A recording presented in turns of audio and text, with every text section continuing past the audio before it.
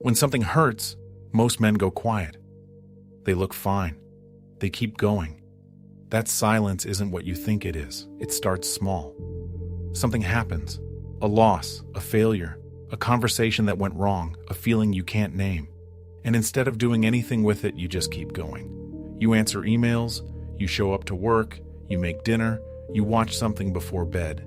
Nobody around you would know anything changed. That's not accidental. The keeping going is the whole point. Men who go silent when they're hurting aren't doing nothing. They're doing something very specific. They're managing the situation by containing it, keeping the thing, whatever it is, from spreading into the rest of their life, from affecting the people around them, from becoming visible. The silence is active. It takes effort.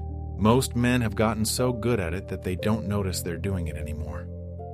The default explanation for male silence is emotional immaturity. Men don't talk because they haven't developed the emotional vocabulary, because they're avoidant, because they don't know how. That explanation is partially true and mostly incomplete. A 2011 study by Deborah Tannen, the Georgetown linguistics professor who spent decades studying gender and communication, found that men and women often use conversation for fundamentally different purposes. Women tend to use talking as a tool for connection. The process of sharing is itself the point. Men tend to use talking as a tool for problem solving. The conversation has a goal, or it doesn't need to happen. This isn't a developmental failure. It's a different orientation toward what talking is for. Which means when a man goes silent about something painful, it's often because he can't answer the question his own brain is asking. What is saying this going to accomplish? If he can't see a clear answer to that, the silence isn't avoidance. It's a conclusion.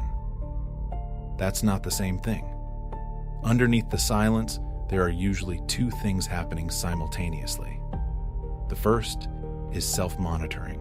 Men who go quiet when they're hurting are often quietly watching themselves very carefully, monitoring how much of what they're feeling is leaking out, checking whether their voice sounds normal, choosing words that don't open a door they're not ready to walk through. This is exhausting in a way that nobody around them sees. The second is protection logic. Ask most men who go silent when they're hurting why they do it, and somewhere in the answer, you'll find this. They didn't want to put it on someone else, didn't want to worry their partner, didn't want to burden their friend, didn't want their kids to see something was wrong. This is usually described as strength. The man who handles things alone so others don't have to carry it. What it actually is loneliness with a justification. There's a study from 2021, published in Social Science and Medicine, that looked at emotional burden sharing in male peer relationships. What it found was that most men had 1 or 0 people they would contact during a personal crisis. Not because they didn't have friends, because they didn't want to be a burden to those friends. And those friends, in parallel, were making the same calculation about them. 2 men, both hurting, neither one saying anything, both protecting the other from something the other would have been glad to hear. None of this is random. Men learn early that emotional visibility has a cost, not through a single lesson, through accumulated experience, through reactions that were small enough to ignore in the moment and large enough to matter over time. The moment you cried and someone laughed or looked uncomfortable or walked away. The moment you said you were scared and got told to toughen up. The moment you admitted something was hard and the response was advice, immediate, practical advice, when what you needed was just someone to know. Psychologists who study emotional conditioning in boys talk about something called the empathy suppression effect. The way boys are systematically reinforced for not displaying distress, and systematically not reinforced or actively discouraged from doing so. By adolescence, most boys have learned the lesson well enough that it doesn't feel like a lesson anymore. It just feels like them. This is the part that matters most.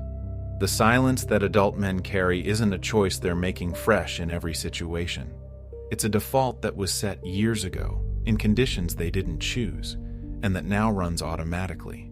They're not deciding to shut down. They shut down before the decision happens. There are a lot of ways to talk about the long-term cost of emotional silence. Most of them are abstract.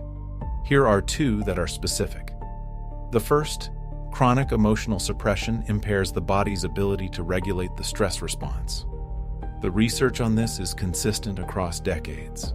When emotional experience is inhibited rather than processed, the physiological markers of stress, cortisol, inflammatory proteins, cardiovascular strain stay elevated. The body responds to unprocessed emotion as ongoing threat. A 2013 study in psychosomatic medicine found that men who scored high on emotional suppression had measurably higher rates of cardiovascular disease over a 10-year follow-up period. The second, silence compounds. The longer a man goes without saying something, the harder it becomes to say it, because now there's also the weight of all the time that's passed without saying it. It becomes not just about the thing itself, but about the fact that you didn't bring it up sooner, which means it needs to be more resolved before you can mention it, which means you keep waiting, which means it gets heavier.